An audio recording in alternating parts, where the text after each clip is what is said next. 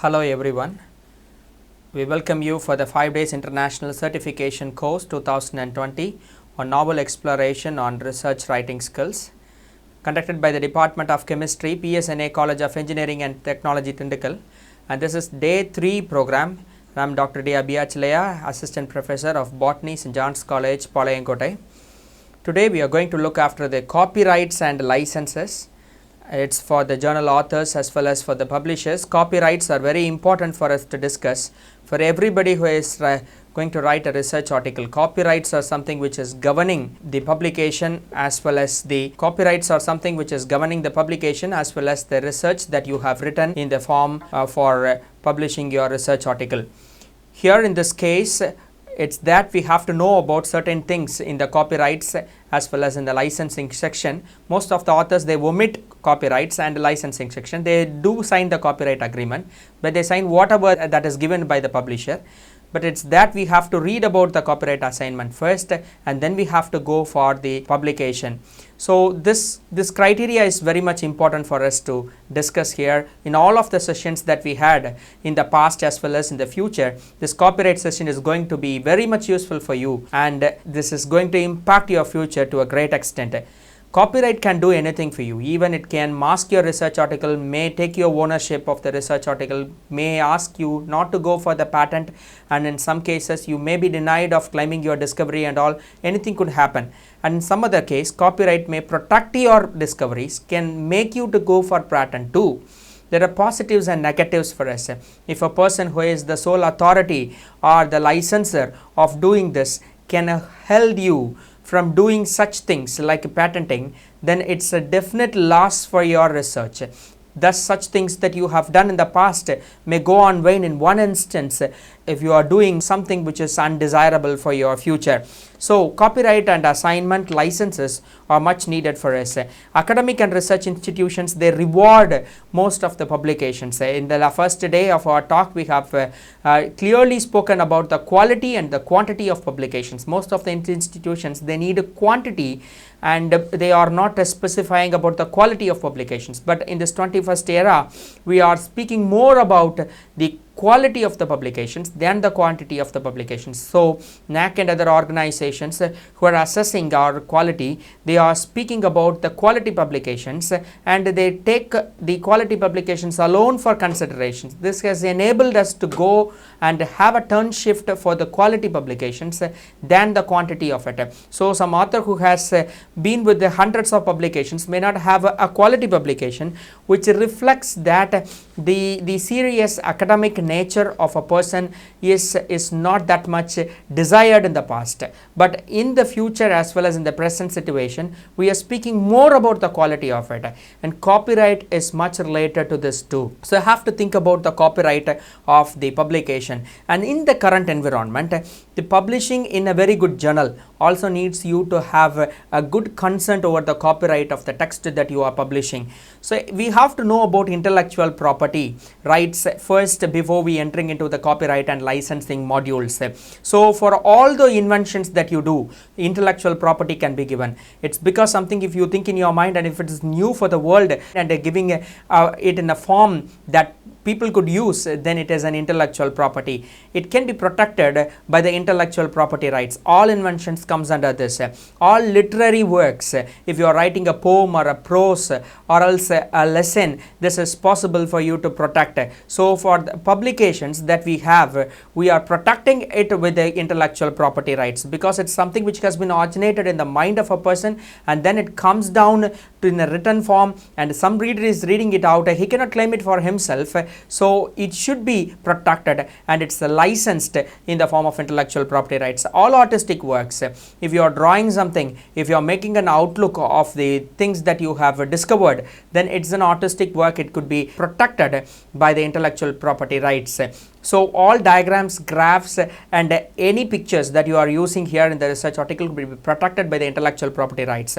Also designs that you make which are unique from the past can be used for this purpose. Symbols that you provide, all companies they have these sections, design, symbols, logos and all these can be protected in the intellectual property rights. Also names and images, it can be protected. For example, in the field of biology, people they used to discover new plant or animal and it could be protected by them. How come? There are different bodies which are governing those things and they have to first write a letter to those bodies and they have to protect it so that others who also identify it cannot claim the name for themselves.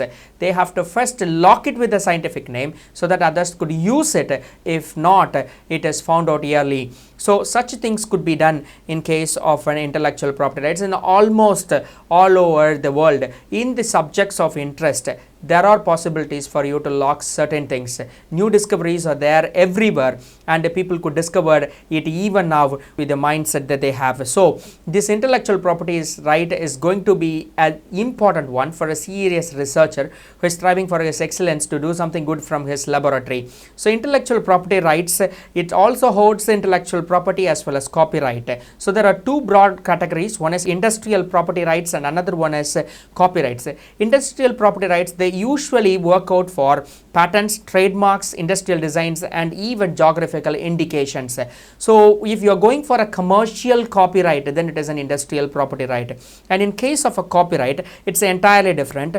It may be for a poem, it's maybe for a writing work, artistic work or a novel or a film, a musical work, some type of drawings, paintings, photographs, sculptures, architectural designs and even performances that are on stage and off stage could be protected with the help of this copyright. Even if you do a video and post it on the YouTube, you can claim it as a copyright. You have the YouTube standard license as well as Creative Commons license, which makes you to protect the document, whereas you are the owner, nobody other can claim as their own work. So this can be done with the help of this intellectual property rights. So copyright agreement is something which you used to sign while you are going for a publication. The copyright agreement is always speaking about the copyright of a owner which owns the particular thing or the particular subject of interest. For example, if you are having your own article, you have written it, you have done this research, but while you are going for a publication, some journals they ask for the copyright transfer. What you are actually doing, you are giving out your copyright to the publisher so that he can hold all rights regarding this research writing schedule.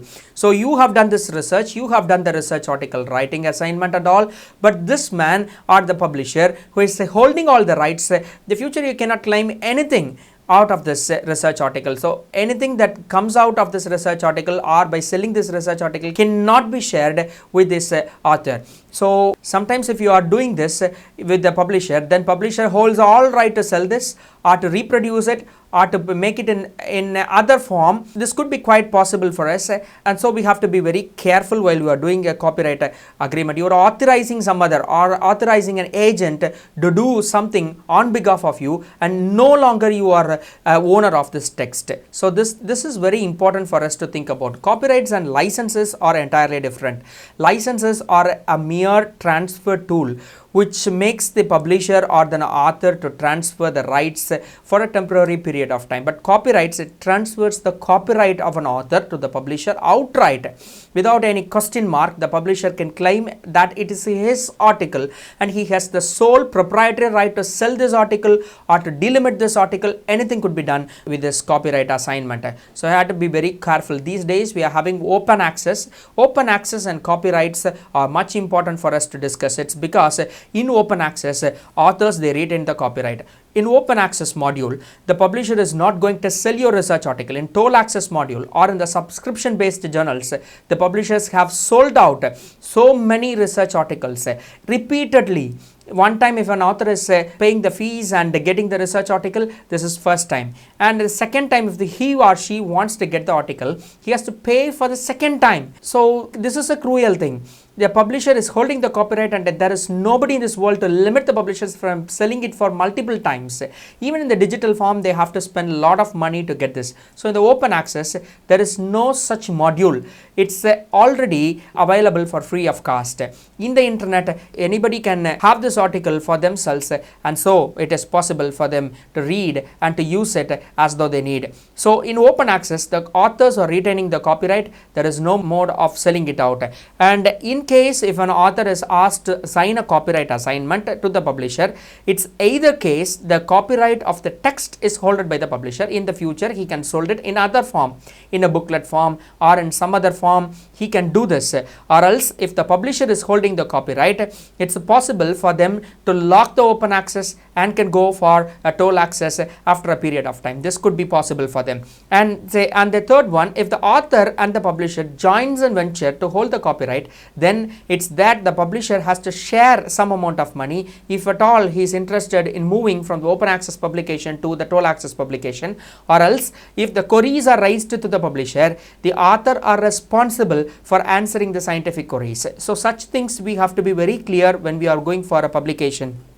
And then if the preprint is published and if somebody is raising a serious question, it's that the author has to reply, and it's not the publisher who is having a look over that. It's because it has not been published, and until it is being published, the author is responsible for the text and everything. Once if it is published, the publisher holds the copyright if the copyright assignment has been transferred from the author to the publisher.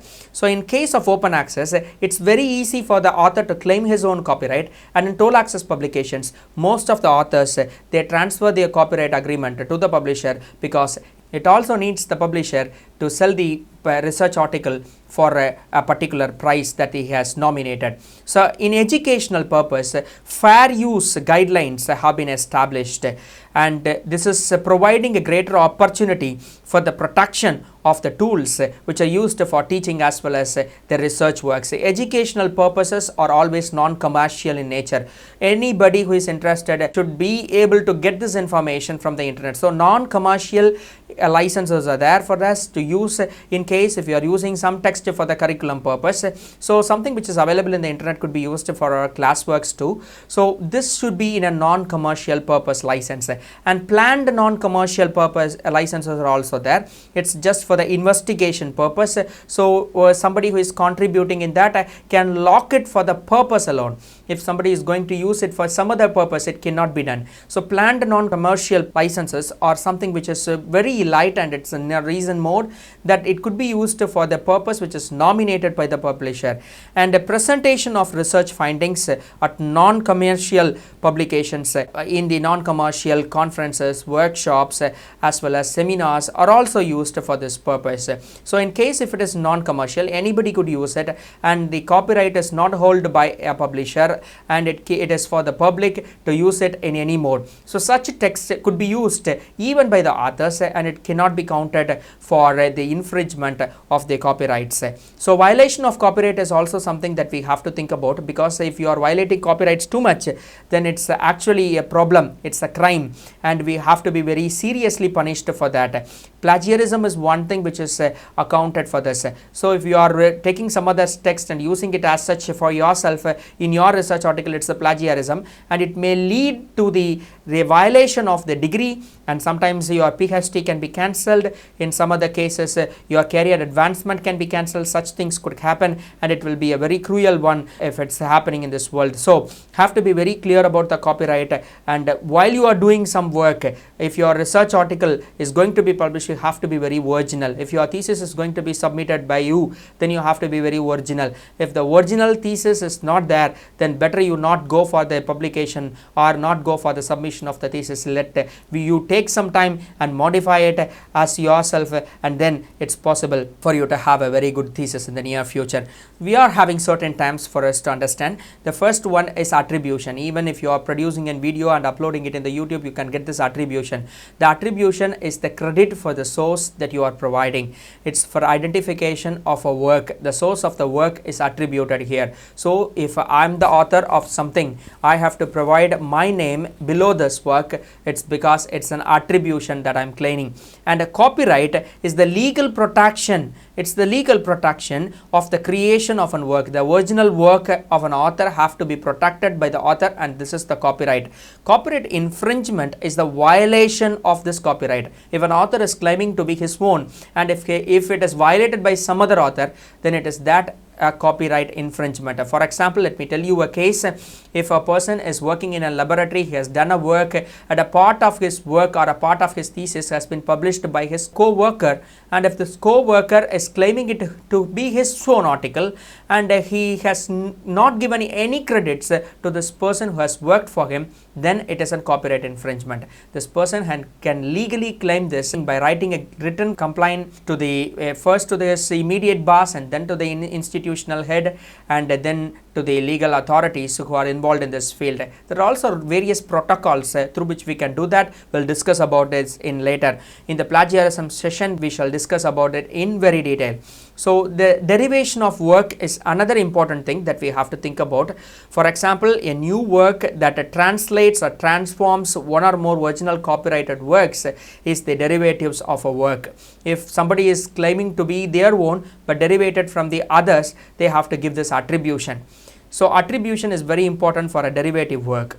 And the other one, fair use. Fair use, it's permitting the use of a work which has been already copyrighted. In some cases, for non-commercial purposes, people used to permit them. For example, for educational purpose, one can use the text which is already available in the internet to a certain extent. By having the non-commercial licenses, a publisher can give out this text for free of charge and make the others to use it for the educational purpose. In such case, it's called fair use. Intellectual property is the creation of something through somebody's mind. His mind is working out well and he is coming out with some idea, and that is called intellectual property. License is the permission to do a creative work.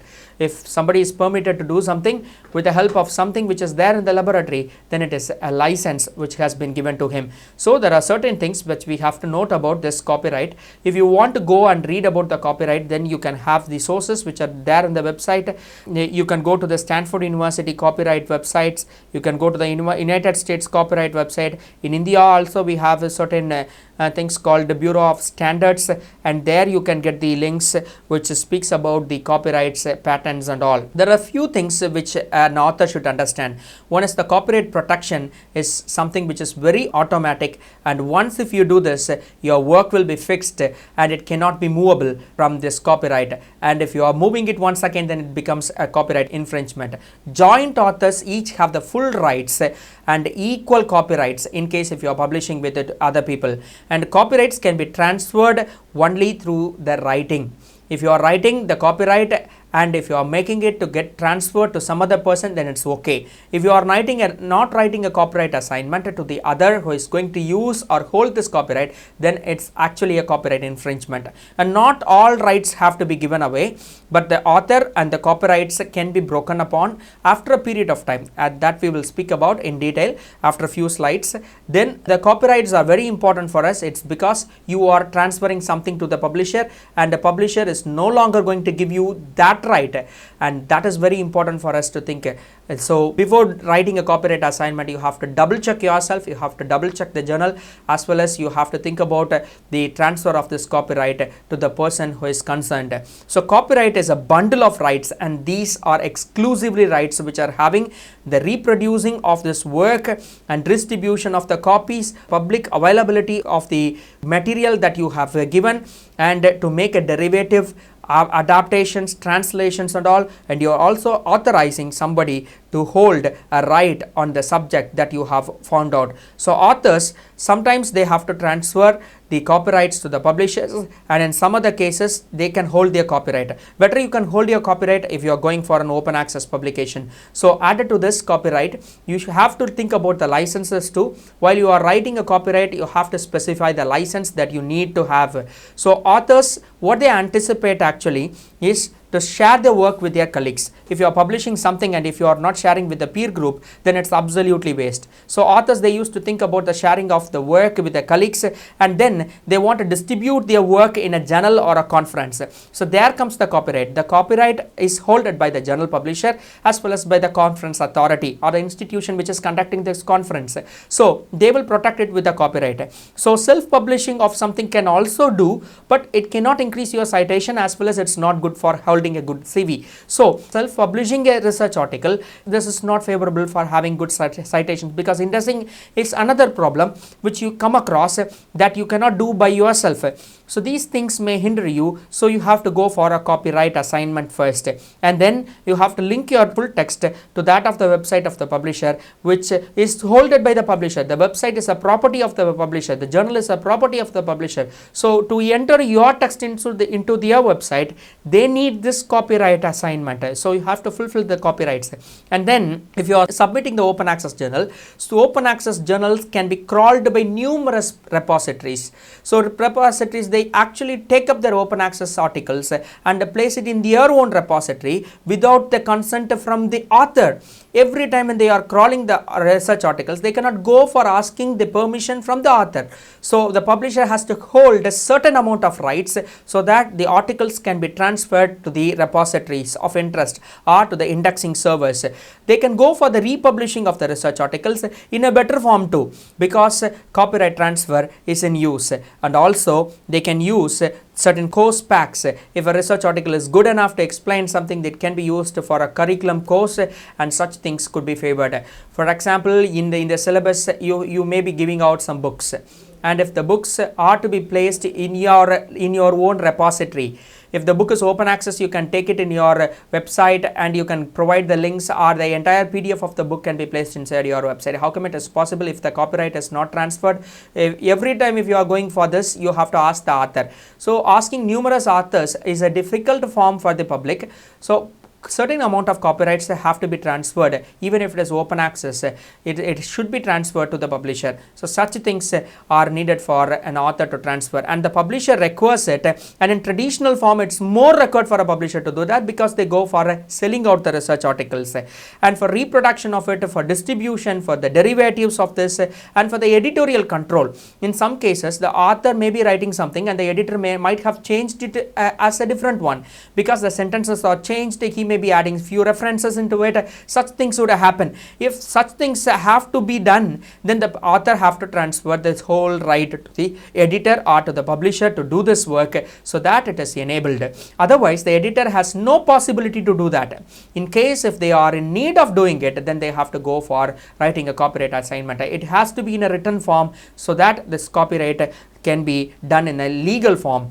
So digital archiving is one another important thing that we have to speak about, because if in a particular day, if a journal is shutting their website and if they are closing everything that they are doing online, then what happens? The author will lose everything that he has done. It's a loss from the author side. So digital archiving is one thing which triggers the journals and makes the copies of the journals deposited in different laboratories.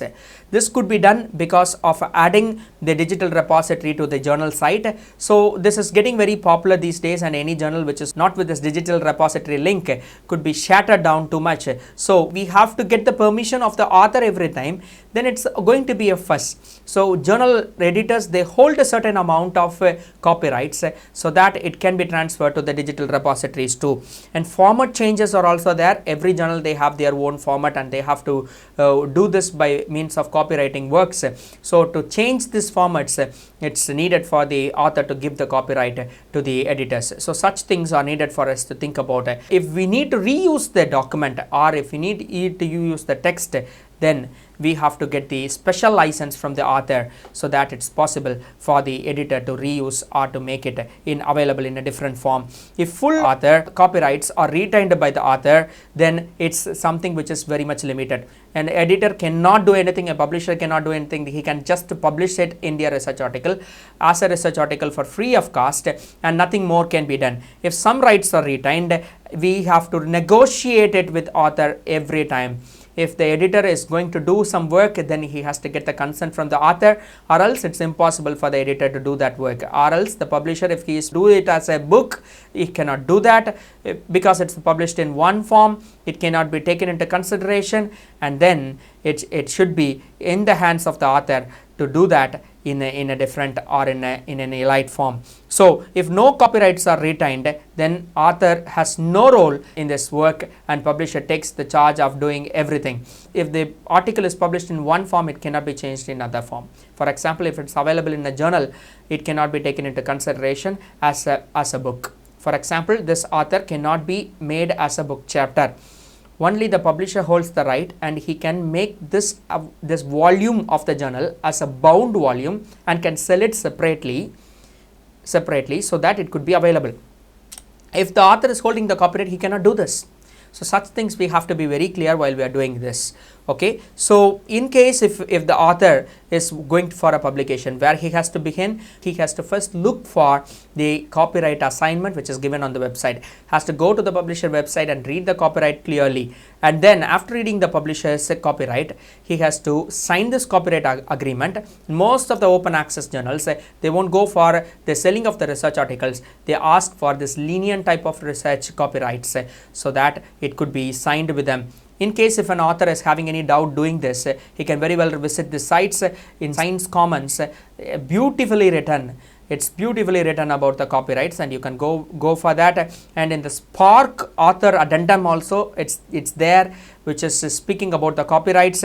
University of Michigan is also having an author's addendum web page which is speaking about the copyrights. You can read about all these things and can get good idea. While you are having a Creative Commons license, what we have to think about in most of our curriculum related activities and the research activities, we use Creative Commons license. Creative Commons license is useful for teaching as well as for the research. It's a solution for the copyright problem. It's because copyright is automatic. If you opt it, it's having certain problems, and if you don't opt it, it's also having certain problem. So if copyright is applied, then it's restricting a work for the author. In some other cases, restricting a work for the publisher. So it can be transferred sometimes, and it can be sheltered too. Have to be very clear about all these things. So Creative Commons is really a solution for us if you are going for that. In case if you are having a license as a contract, you can also transfer the license from one person to another and can give permission for the others to do this work too. Creative Commons is a set of license, and it's typically like a contract which is given for a publisher, and which is also given by the author to do a certain type of work, and it is providing the copyright. So Creative Commons is a set of license, and typically it is like a contract and with certain terms, and for the permission of doing a work, an author is providing this license to the publisher, and this is no longer an author's work, but it's becoming a publisher's work, and it's like a contract. It's paving a way for the easy transfer of something. So there are 4 conditions which are listed here in case of providing a Creative Commons license. First one is attribution, and then a license could be given, and it's on the basis of the distribution, remix, tweak, and many other things.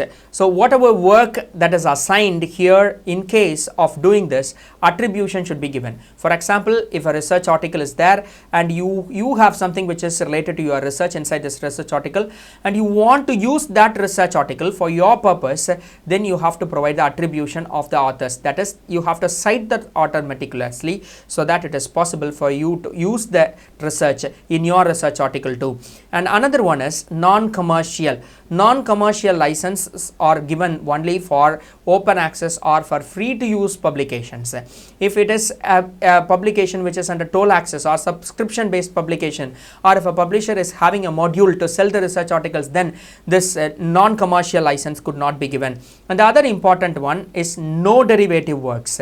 If a no derivative work is given, then this cannot be redistributed. It is always commercial, and non-commercial licenses cannot be given. Even for commercial work, or no derivatives cannot be used. And share alike is something which you can use. Share alike is a license which enables us to remix, or which enables us to use the work in the mode that we need. For example, if there is a paragraph, you can paraphrase the paragraph and use it for yourself. Also, you have to provide the author's name and the details of the publications in the reference section. Oftentimes we used to do a blunder mistake. It's like we used to take a sentence from a research article, we shatter it down or we remix it. Sometimes we used to paraphrase the sentences and make it as our own. We won't cite the author. We think that we have already remixed, we have paraphrased it. Actually not. The work that we are citing is just for the intellectual property right. Intellectual property right is something which is related to the mind. It's the concept which has been given by the author itself should be cited. So you have a license which enables you to read the research article but not to use the research article. It is always the mind or the intellectual property of somebody who has written this research article, so that you have no right to do that. Even self-plagiarism is there. If you are using a text which you have already written in a research article, then it is counted for self-plagiarism, because somebody who has transferred a right to the publisher has no right to do this once again with some other publisher. It has to be studied clearly before we are going for a publication work. There are 6 combinations of this Creative Commons license. First one is CC by 1, which enables the authors to give the attribution alone, and CC BY SA is a type of attribution which makes the authors to share alike their content. And in case if a no derivative is added to them, then you can share alike, but it cannot be used as such. And in case if you are using a non-commercial one, this text cannot be sold out for any purpose, or else this work cannot be sold out for any purpose in any mode or in any content. Even the advertisements on this page are not allowed. So such things are there. We have to think about this. You have to read this in the Creative Commons website, in Science Commons website and all, or speaking too much about this information. If you have never read those things, I urge you to go to www.creativecommons.org so that you can study about it. And the CC licenses are very much beneficial for classroom teaching. If you are having a classroom teaching assignment, you can always protect it with this Creative Commons license. We have a YouTube video now, and this video is going to be protected by this Creative Commons license. An online course and the course materials could be protected so that others cannot use this material or claim this material as their own. Creative works can be protected. You have no risk of using your images so that others cannot claim your image as their own. These days artificial intelligence is proving to be very nice, so that it's intellectually predicting the images which has been stolen from some websites. There are certain websites which can lock their interface that others could not copy. All these comes under this. So Creative Commons license could be used for this. Researchers, they copyright their research stuffs or the photographs that they had taken, or they can copyright the material that they provide using this Creative Commons license. So you can license your material by your own. There is no need for anybody to do this. You can do this by your own, and even a publisher cannot claim this when they are going for a publication. And outcomes of this are we make ourselves as a content providers. Legal content providers are very much needed for this. When you are not providing it with copyright, then it's freely available, and if you are making others to claim it as their own text, if you are not protecting it with the copyright, anybody can take this for granted and can use it their own text. So content consumers are also there, so they will take it for granted. Teachers, they can, and researchers, they may be seeking for some text and they may use it as their own text while they are taking classes or while they are having this type of publications.